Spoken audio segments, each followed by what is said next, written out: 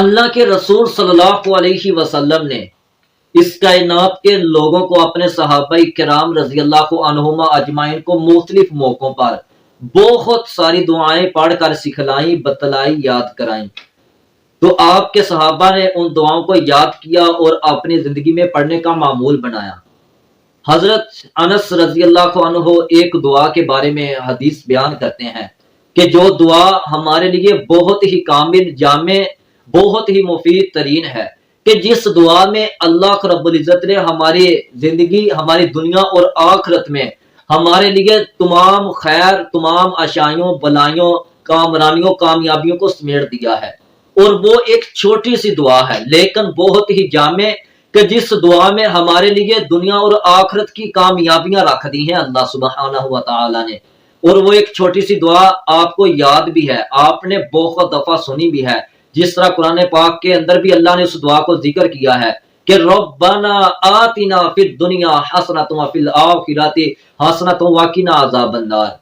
حضرت انس رضی اللہ عنہ بیان کرتے ہیں، بخاری، مسلم، احمد ابن حمان، ابو داؤد اور دیگر احادیث کی کتب میں یہ دعا کے بارے میں احادیث موجود ہیں کہ اللہ کے رسول صلی اللہ علیہ وسلم کے بارے میں حضرت انس بیان کرتے ہیں، ان انس رضی اللہ عنہ قال کان اکثر دعاء رسول اللہ صلی اللہ علیہ وسلم ربنا آتنا فی الدنیا حسنۃ وفی الآخرۃ حسنۃ وقنا عذاب النار۔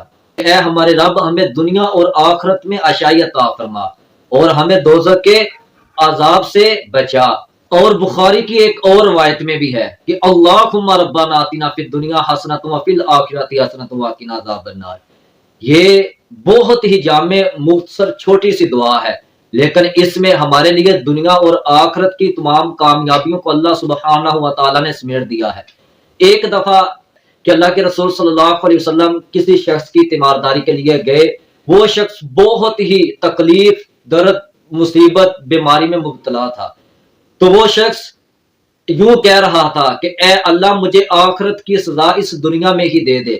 تو وہ آدمی تکلیف، بیماری کی وجہ سے بہت کمزور ہو چکا تھا۔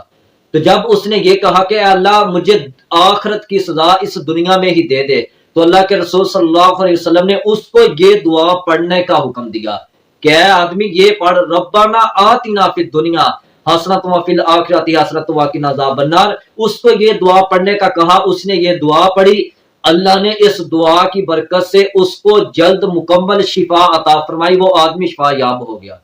تو اسی طرح اس دعا میں ایک تو دنیا کی کامیابیاں ہیں، لیکن اس دعا میں سب سے بڑی کامیابی جو آخرت کی کامیابی ہے، کہ جس کے بارے میں اللہ فرما رہے ہیں فَمَنْ زُحْزِحَ عَنِ النَّارِ وَأُدْخِلَ الْجَنَّةَ فَقَدْ فَازَ، کہ جو آدمی جہنم سے نکال کر جنت میں داخل کر دیا گیا، یقیناً وہ آدمی کامیاب ہو گیا۔ اس سے بڑی کوئی کامیابی نہیں۔ تو اگر آپ آخرت کی سب سے بڑی کامیابی چاہتے ہو تو اس دعا کو روزمرہ زندگی میں صبح شام کثرت سے پڑھا کرو۔ اگر آپ رزق چاہتے ہو، کاروبار میں برکت چاہتے ہو، شفا چاہتے ہو، مشکلات، مصیبتوں، تنگیوں، تکلیفوں، دردوں، دکھوں سے نجات چاہتے ہو، تو اس دعا کو کثرت سے پڑھا کرو، ربنا آتنا فی الدنیا حسنۃ وفی الآخرۃ حسنۃ وقنا عذاب النار۔